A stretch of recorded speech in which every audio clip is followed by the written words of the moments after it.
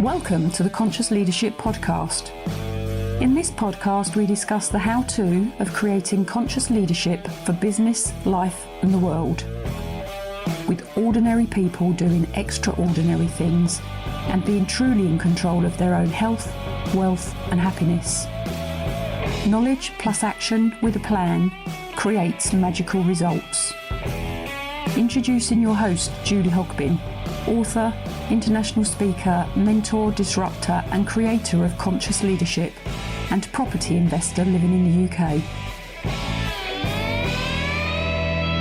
This interview was actually conducted the week before the COVID-19 hit in the UK.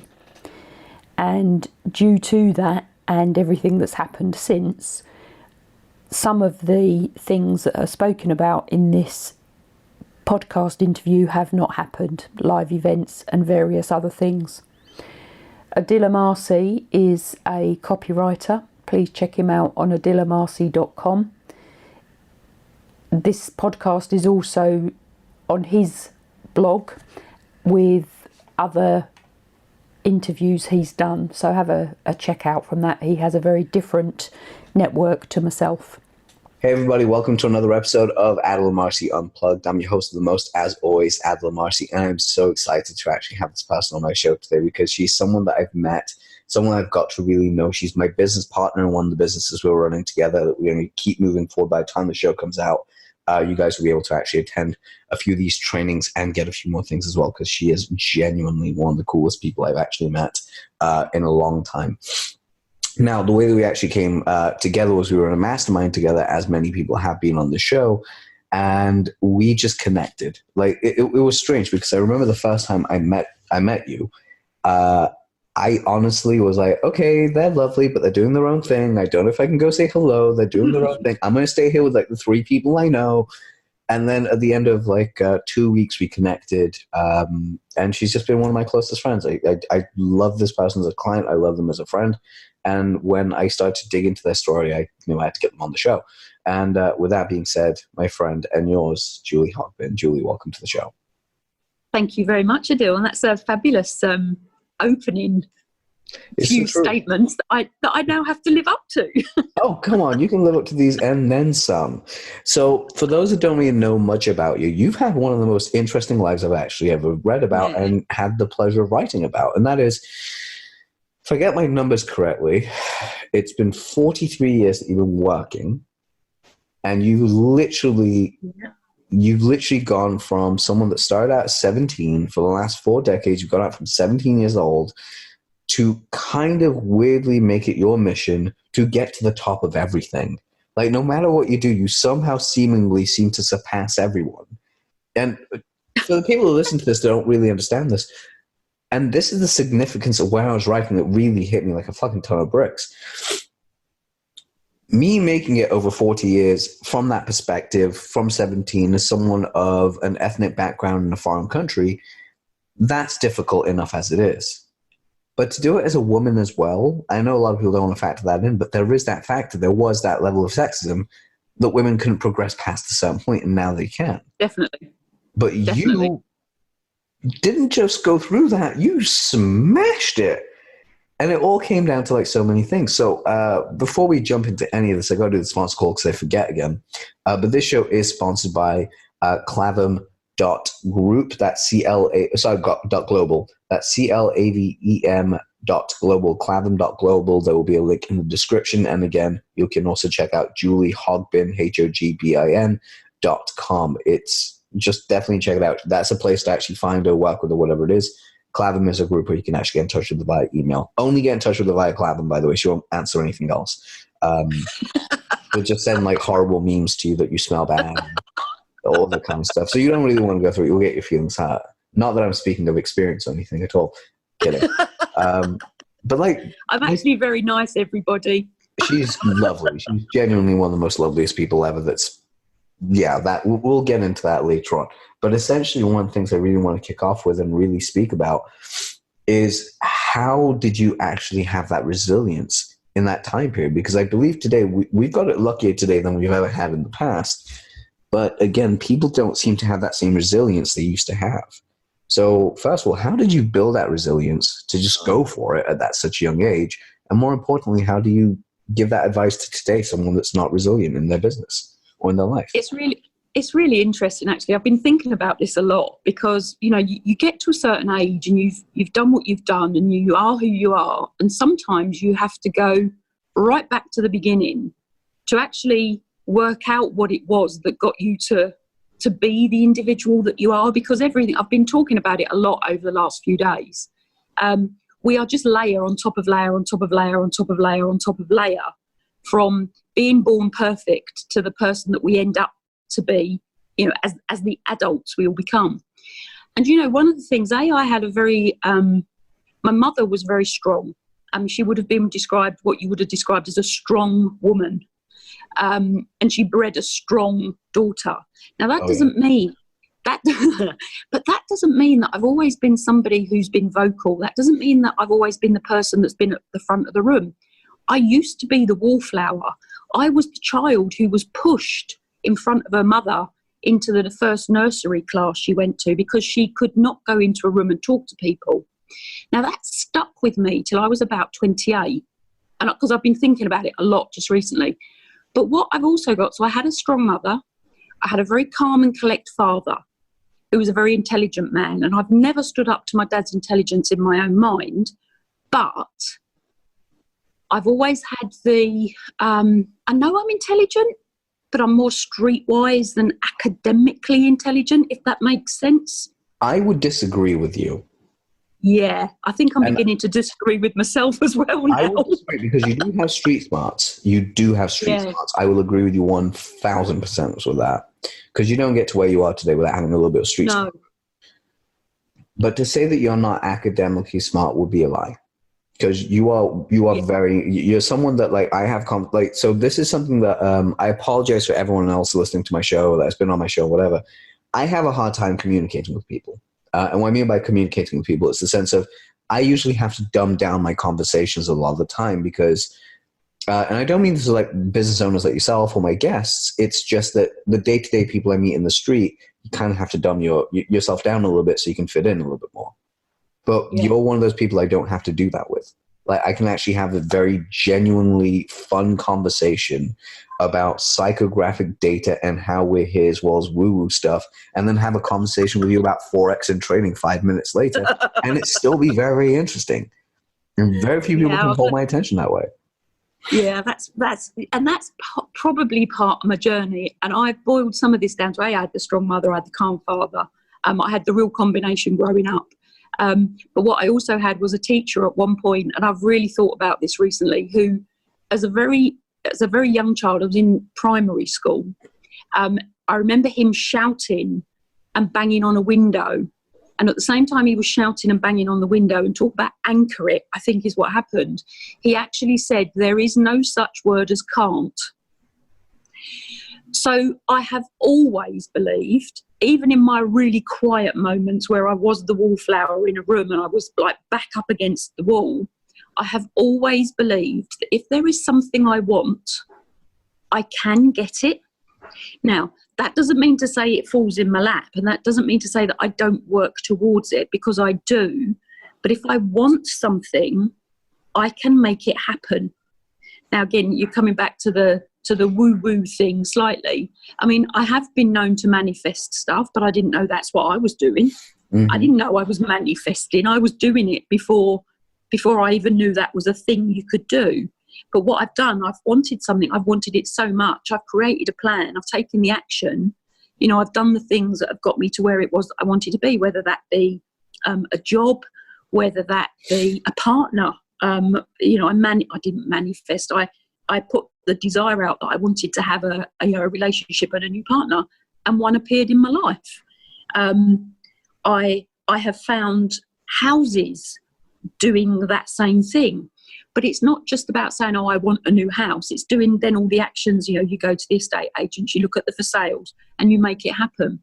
So I've never ever believed I can't have something that I want. I've always believed that I can have what I want, and I have to work for it, or I have to earn the money for it, or I have to create it, or, I have to be in the right network, or but I've always believed I can do that.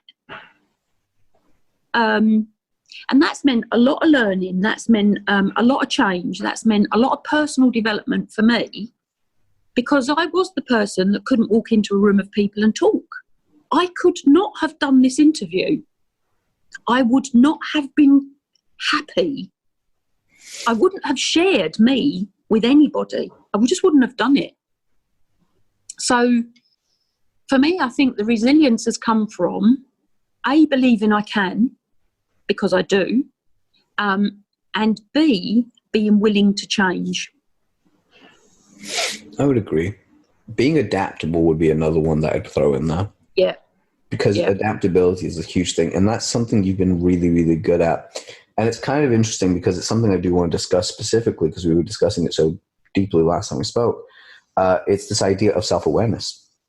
Yeah. Very few people are not self-aware. Now, I have my own definitions, of course, as I would of what self-awareness is. But like for you, how would you see self-awareness? Because for me, it's like multiple things put together that you actually are seeing around you. Whereas with you, how do you see it? And there is something I do want to ask you specifically that 3 people have asked me to ask you as well. Oh, okay. For me, self-awareness is knowing, I mean, in its basic pure format, it's knowing what drives us. It's knowing what our motives are. It's knowing why we do what we do. And then, understanding why we react in the way we do to certain things. It's just understanding who we are. Yeah. And there's a really interesting fact about this.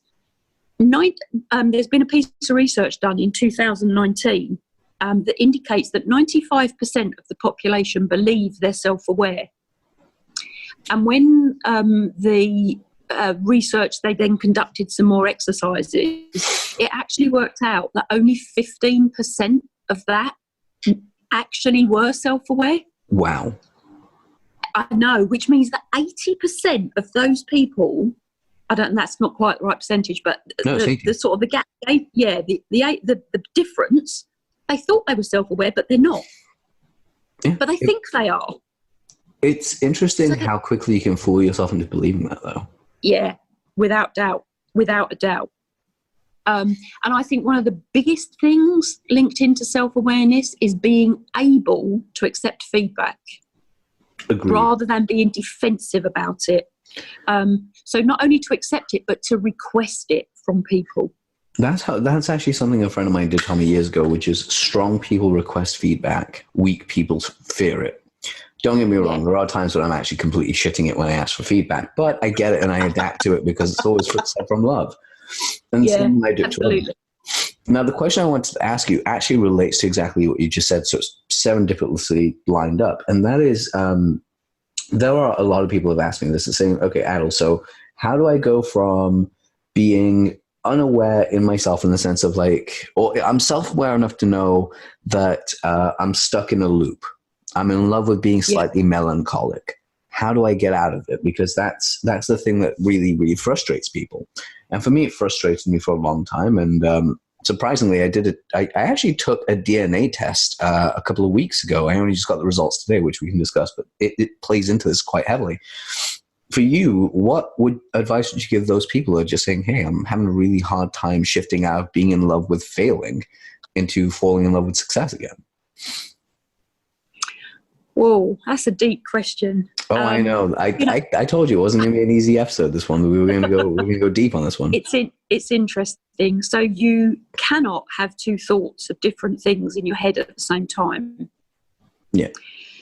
So if you've sort of fallen in love, or if people have fallen in love with failure and have fallen in love with being melancholy, and this I'm going to say, and this is the easy way to do it, is to change how you think, to fall in love with success and fall in love with happiness.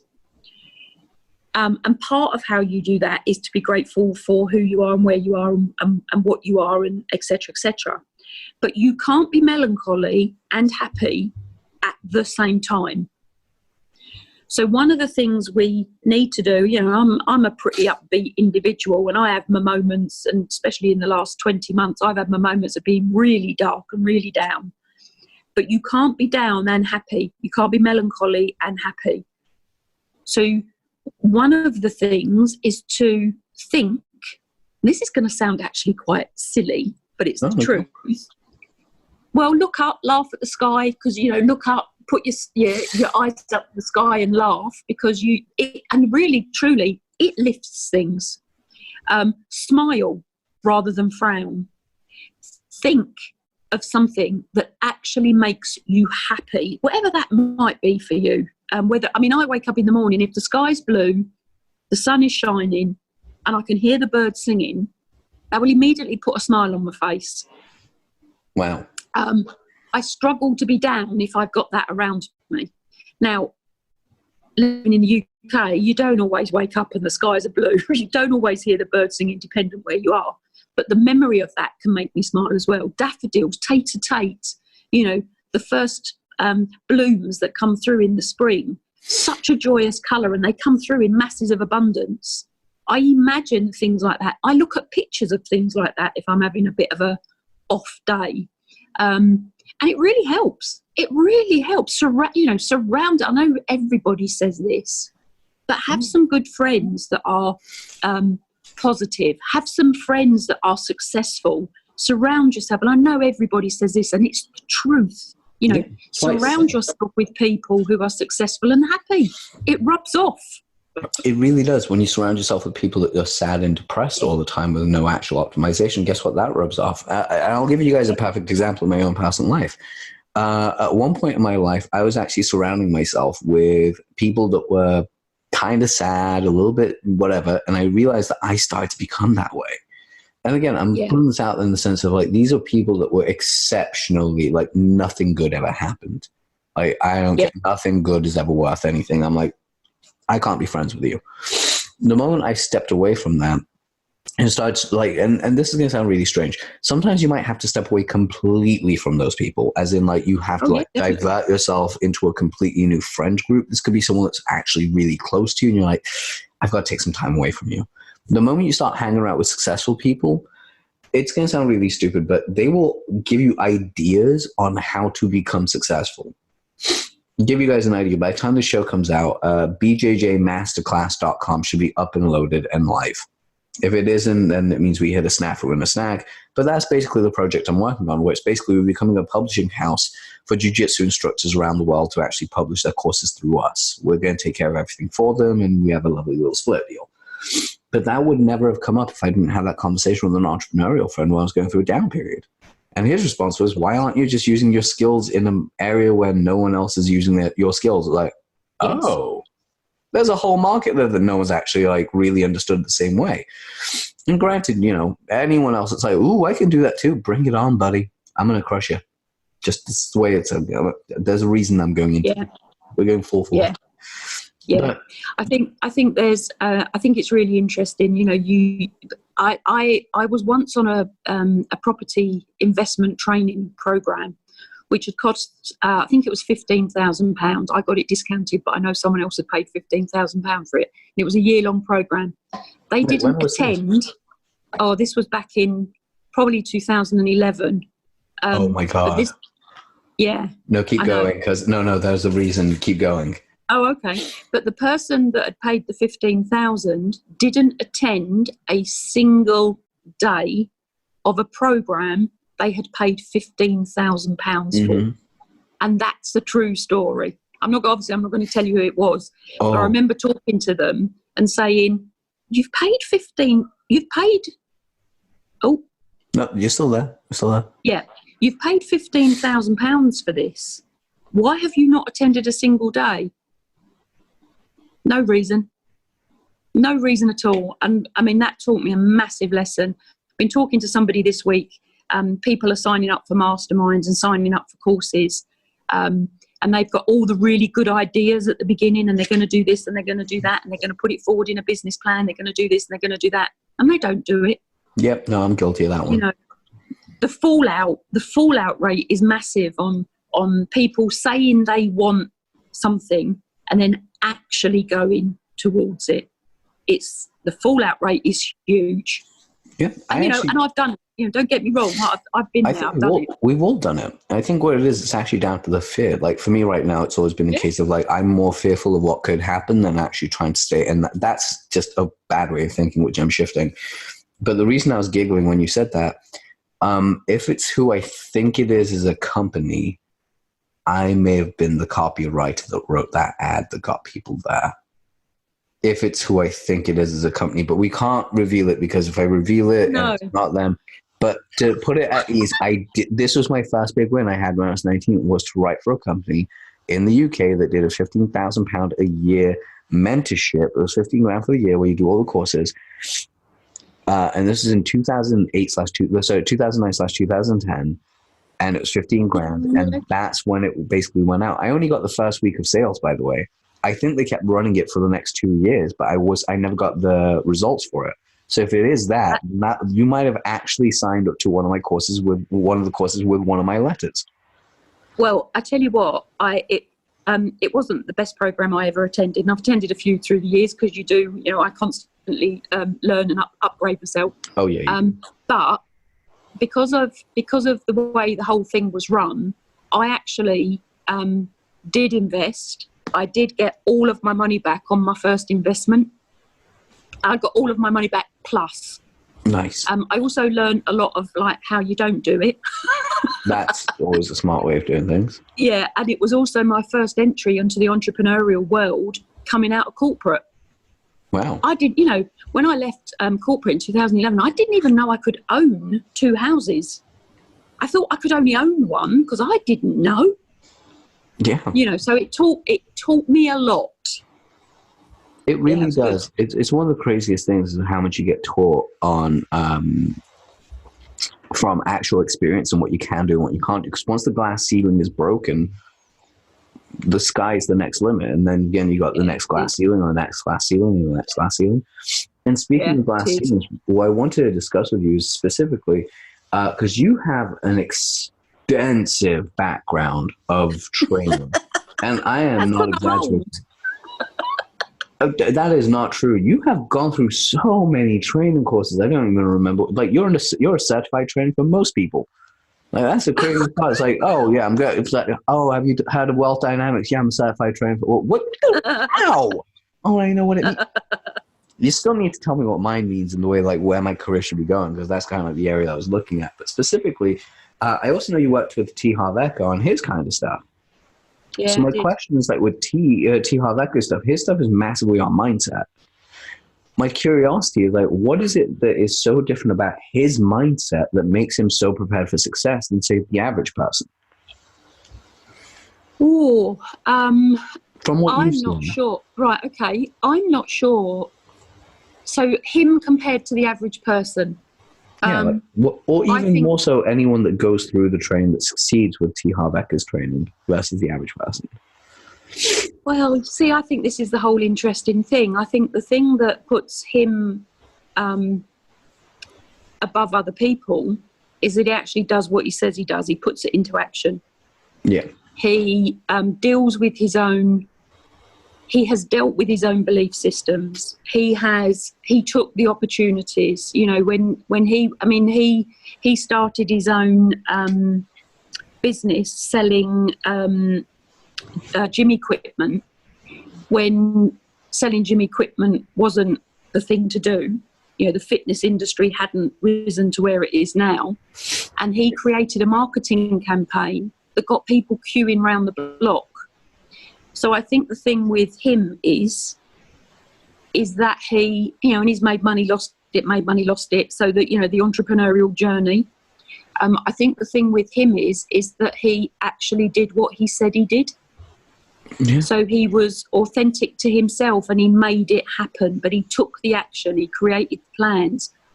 He got on stage, he spoke around the world. And for anybody that saw him do his 3-day millionaire master 3-day program when he was training with, or when he was on stage from Success Resources, anybody that actually got to see him do it, that was a very, very special program with him training it. And it's still good now because it gives you all the tools and the thought processes around what your relationship is with money. But to see him on stage do it, It's phenomenal. And I do, and you know, and I'm sure he's pulled all sorts of things together from all sorts of different places. You know, I truly don't believe there's an original idea. It's all an adaptation or a pulling together of other people's information. You know, whether it be Warren Buffett or the richest man in Babylon or some financial experts' information on how you invest. You know, you pull it together from various places. Yeah. He's special. He is special. I can imagine he would be. Like, he just seems like that type of guy. He's someone that I'd love to interview because I think he'd be quite fun to talk to as on a show. Though I actually also have a feeling that, like, my show would not become my show anymore. My show would be like, I'm going to ask T. Harbecker one question and shut up for the next 15 minutes. Yeah, I think you could be right there. I feel like he would be that type of guy. I'm like, dude, I got to get a question in here. Oh, no? Okay, you got it covered. Cool, no worries. We'll keep going. I'll just shut up here and just walk away from the camera for a little bit. Just hear me, like, blending stuff in the background, making a meal, and then come back. It's like, oh, are we still doing this? He hasn't noticed I've gone yet? It's kind of cool. Now, one of the things I really want to, like, dive into specifically, and the reason I keep talking about, there's so many things about the mind and mindset and stuff, and it all comes down to this idea of the triangle of self-awareness, and one of them is confidence. Yes. And confidence, in my opinion, the opposite of confidence isn't being unconfident or fearful. It's actually a lack of courage. Because confidence is a sense of, despite conventional, whatever it is, I'm going to go and do this. I'm going to feel a certain way. Yeah. And I've suffered with this, as you know, and so many other people have. My curiosity to you as an idea, and it's a 3-part question, so I'll ask all 3 and then we'll, like, dive through all of them. The first part is, what if you have a disconnect internally with how you show up in everyone? So everyone else thinks that you're confident, but you don't believe that you are. Like, you just project yourself as confident, but it's just you being you, but you don't feel confident. How do you unite that gap there? The second would be, if you don't have confidence, how do you start building confidence? And the third would be a case of, how do you make sure that once you actually reach a level of confidence, you maintain and keep it up? Because once you achieve it, it just doesn't stay with you forever. It has to be constantly renewed. Otherwise, you doubt, and self-doubt takes away all confidence. I know I'm throwing, like, heavy questions at you, but there is a reason. It's because, like, guys, okay, so here's the thing. I can ask these questions to so many other experts, and I have done.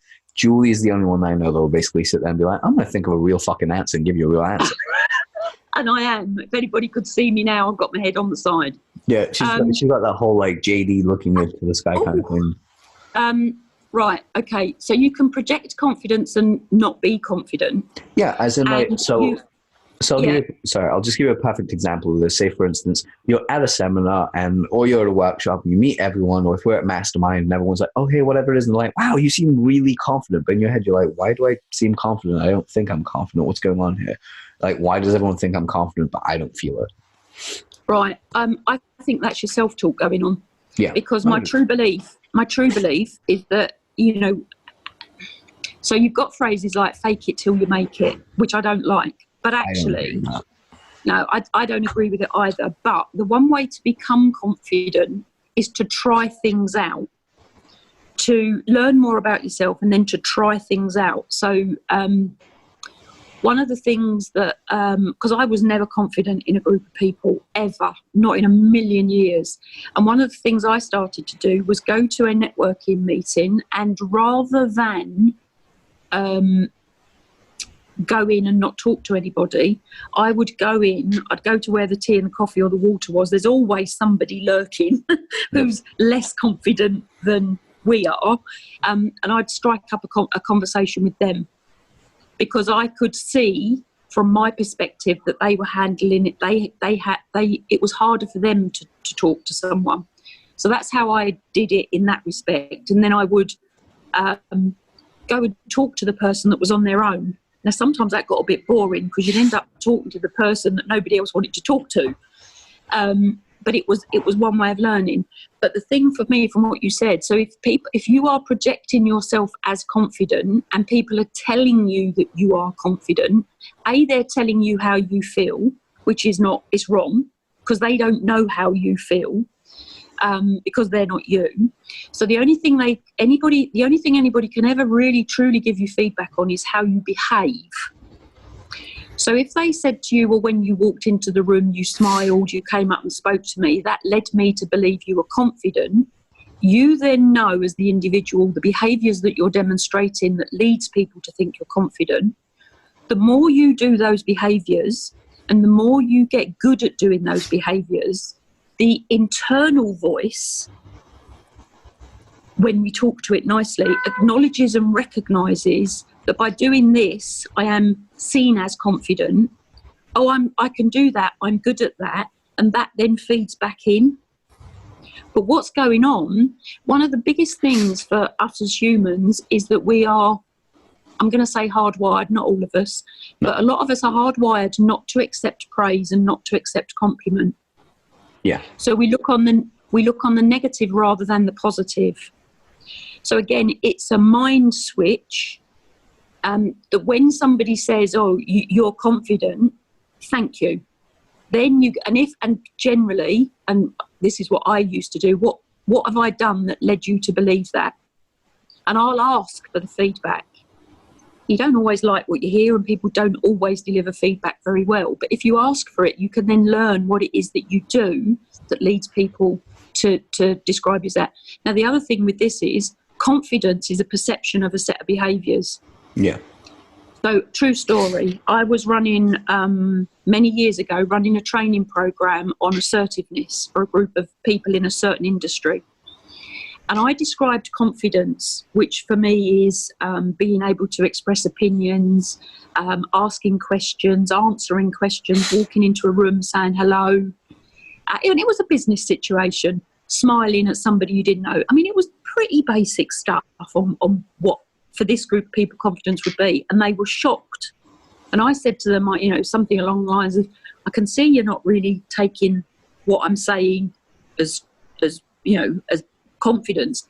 How do you see, or how would you describe the behaviours I'm demonstrating? And their answer was aggressive. Really? Yeah. Wow. So confidence is a perception. And it's a perception for all of us.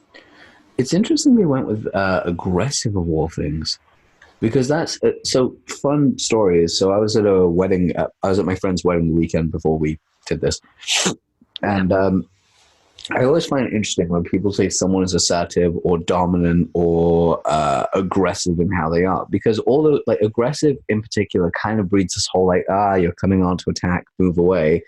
But in reality, aggressive could literally mean that you're very intense. And what I mean by very intense is just you're not intense towards them. You're just, you live by a very strict code of ethics that you conduct yourself in. And for people who are not used to it, that could seem like that's very rigid, that's very intense. When in reality, for you, it's this is just my life. So there's no reason to go. It's all this perception. The word aggressive, the word assertive, the word confidence is a label. Yeah. It's a label that we commonly use and expect everybody to have the same understanding of the word that we do. Yes. And we don't all have the same meaning of the same word. So I was describing assertive for that particular group of people. The way they described those behaviours was aggressive.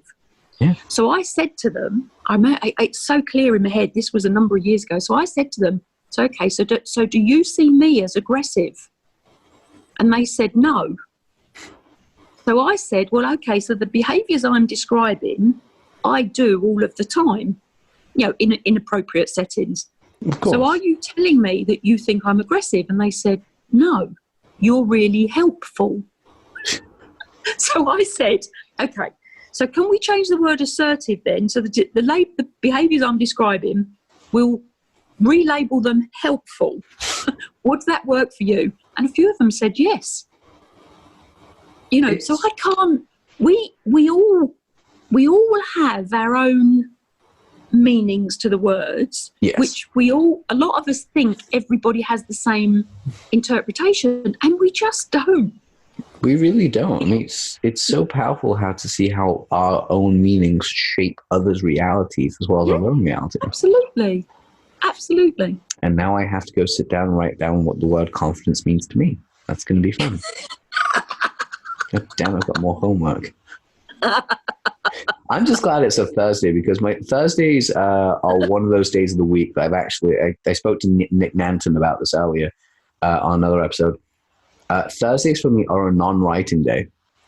Right. And they were like, why? I was like, because I try and do all my podcasts on just one day, which is Thursdays. And if I'm writing, it's great. I love writing, and everyone knows, I wouldn't say I'm a talented writer, but like lately, my as you've seen on Facebook and other places, my posts are getting shared. People are actually like, oh, you can do this. I'm like, it's quite nice to actually hit that point. Yeah.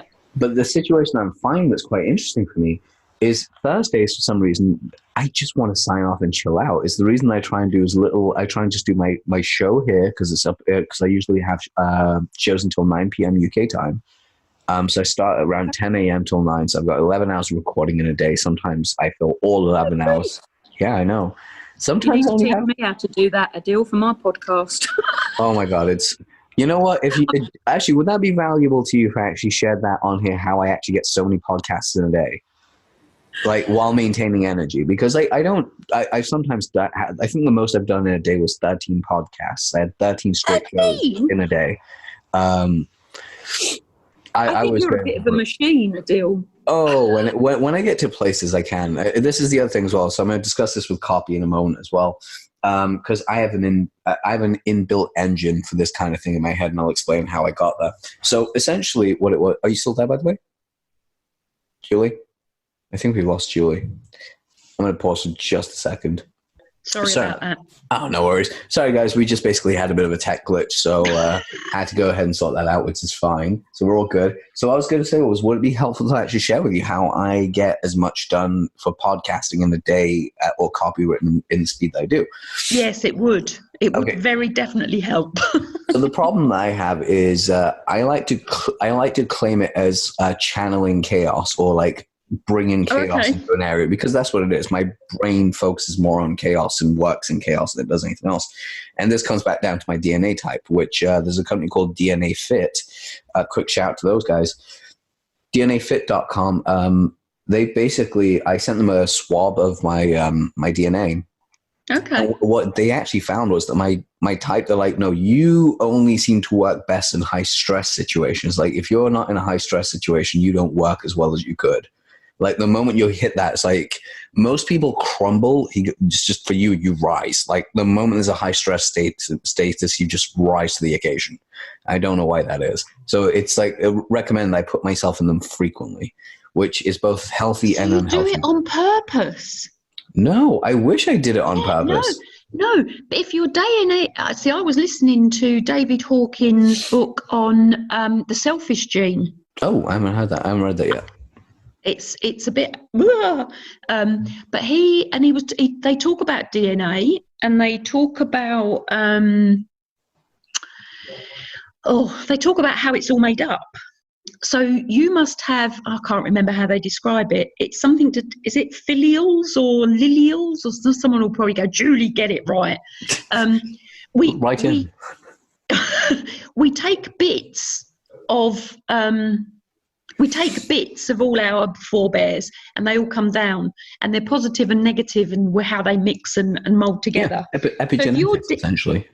Yeah. So if your DNA now, okay. So now I've said that, and I'm like, how can your DNA tell you that you operate better under stressful situations? Interesting. So is that your DNA, or is that you knowing that you get more achieved if you're under a lot of pressure? See, I wish that was the case, because I thought that was true, but I was reading my report, because I haven't actually spoken to these people. The only thing I've done is actually send them a DNA swab. And apparently the way that they did it, I'm kind of like going off basis of what they did, which is they test your cortisol levels in your DNA based on different strains. That, like, basically, how does your blood change? How's your DNA change based around different stress factors that are basically shown to it? But I don't know how it goes, but that made the most sense for me when I was reading it. I was like, that is actually my life. Like, anytime I'm in a stressful situation, I don't know how to back down. I just kind of like head down, clench your mouth, and go forward. That's how that's what it is. So do you know what? That could actually become an addictive behavior, though. It is an addictive behavior. You have to be very careful that doesn't become the habit. That's actually the habit I'm in the process of breaking, believe it or not. While we're speaking, like actually seeing it today was a nice little thing. So as soon as I saw it, I messaged my therapist, like, look, I finally found the answer. We need to stop this. So I got a call with him in a couple of days. But realistically, what I was going to get at was how I get so much done in a day. And just to give you guys an idea, on Thursdays, sometimes I'm lucky. I only have 3 interviews to do. Sometimes I'm really lucky. Sometimes I only have 1, which is lovely. But I still take the day to enjoy myself. Like that is usually my day off. I don't really do anything too strenuous. And there is a reason to it. It's because, and this all comes down to like how I write. Once I get, so Abraham Lincoln said that he spends, if you were to tell him to cut down a tree, he'd spend most of his time sharpening his axe. Yes. And the reason is because once the axe is sharp, it's just a swift cut right through. Yeah. The same goes for writing anything. I spend more time in research and understanding meditation because my whole thing is it does piss a lot of people off. I am fully aware of how many people I've pissed off with this. Case in point, I had a client back in December say this to me. They're like, I swear to God, if you weren't as brilliant as you were, I'd strangle you. I had a client say that to me. And the funny thing was that the moment I delivered on it, like I delivered what they needed, the most insane thing happened because I was writing my own control beta. So I'd basically written 1 piece, I was writing a 2nd piece. It all comes down to this preparation. So I was like meditating about like, how do I get to this thing? How do I find this thing? How do I find this thing? In the end, I actually found the most perfect story hook I could ever ask. Their conversion rate quadrupled overnight because of 1 change. So while my client was like, if you weren't so as good as you were, I'd strangle you. And then like the next day they send me a message going, by the way, I was just playing. Thank you so much for what you've just done. It's kind of incredible. I'm like, thank you. You're welcome. It happens. I make it look like I know what I'm doing. When reality is like, oh my God, what do I do? And an idea comes. But how you get like these podcasts done at high energy all throughout the day is I give myself about 5 minutes between each show. So if I have like a lot of shows, like it's between 5 and 15 minutes. That's the way that my calendar books it. It gives me a 15-minute dead time to recover. Usually at that point I need water, I need to go to the bathroom, and I need to eat something. But the way that I find that I get the most energy when interviewing people is I lean into the fact that I have ADD. I don't run away from it. So routinely I tell my guests, I'm like, hey, listen, I'm listening to you 100%, but sometimes you'll see my eyes wandering off camera. If I'm on camera, you'll see me look at other things. It's not that I'm not listening to you. I'm actually 100% engaged with you. It's just the fact that when I start looking at you, I start analyzing, my brain starts to shut down. It's really annoying. So they understand. So how you do that at that speed is that, like, if you're doing your own show by yourself and you've not got guests, because if you've got guests, have preparation, know exactly what you want to talk about. Don't send them questions. Don't have pre-canned questions. Have an idea of where you want the show to go and then ask what comes up naturally. Because you're having conversations, those are far more easier to do than questioning people. And when it comes down to the idea of if you're doing your own show where you're the only person that's doing the show, what I would do is I would get 11 Post-it notes and I'd write down on each Post-it note 3 things I want to cover on that one episode. Yep. And then I just go for it. I just start like every episode, just hit the mic, go bam, bam, bam, bam. I've got the 3 things I need done. I can do the next one. And interestingly enough, that's also how you actually get, you also get really good content from it as well. Like it's a great way of building up a crap load of content and writing a book. Great way of writing a book. Yeah, I did that for when I wrote my book. I spoke a lot of it because I'm not a typist, but I did speak a lot of it. And it works. It's much, much, much, much quicker. Yeah. Much quicker. Yeah. Hold on. So I did want to ask, because where we're at right now in the conversation, I did want to ask this, because you've read so many books, you've listened to audiobooks, you've attended so many trainings and so many other places. Yeah. I'd have to say, usually I tell people to give me 5, but for you, I'm going to ask for 10 recommendations that you would give to anyone that's going, like, do you be like, look, these are the 10 things I want you to read to help your business or your mind just grow in a way that's been massively impactful. And the best way I can actually give this is, imagine you're talking to your niece, your nephew, your child, whoever it is, like the most important person, that they're 18 years old and they're like, right, what do I need to read? What would be those 10 things? Right. I'm writing a list. I'm trying to get more. Right, okay. It has to be The Millionaire Mind by T. Harv Eker. Okay, we'll start there. Has to be that one. Really short, really quick, really easy read. I would say Who Moved My Cheese? Mm-hmm. It's a bit of a classic, but it's about change and how if you're fleet of foot and adapt to change, you'll succeed versus those that just stay in the same place. Yeah. I would say, and I've only actually just recently read this one, but because of the story, is The Richest Man in Babylon. I think that's a good one. That's a great book. Yeah, and I've only just read that one, but I think that would be one of the foundations. If you want to do anything with leadership and management, I would read The Leadership Challenge by Kuznets and Posner. Mm-hmm. I would read Cialdini's Influence, Yep. 7 Factors of Influence. How many is that? It's 1, 2, 3, 4, 5. I would read... I tell you what I bought a little while ago, and I haven't finished reading it yet because I read books in bits and I put them down and then pick them up again. That's the way to do it. There's a book, and I don't know who's written it, but it's called 50 Psychologies. And what they've done, they've taken the 50 key psychological Breakthrough. breakthrough pieces of work. Is it like a brown outlined book and like it's kind of cut? It's like got a black cover on it with a brain. No, this is Okay. the spine is blue and white. I'm seeing it on my. Is it bookshelf. Psychology Classics or?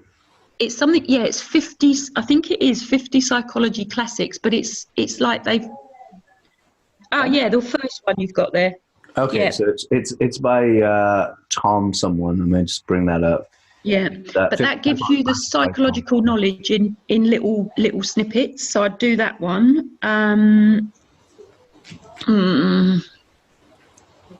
I would do. What else would I do? I would read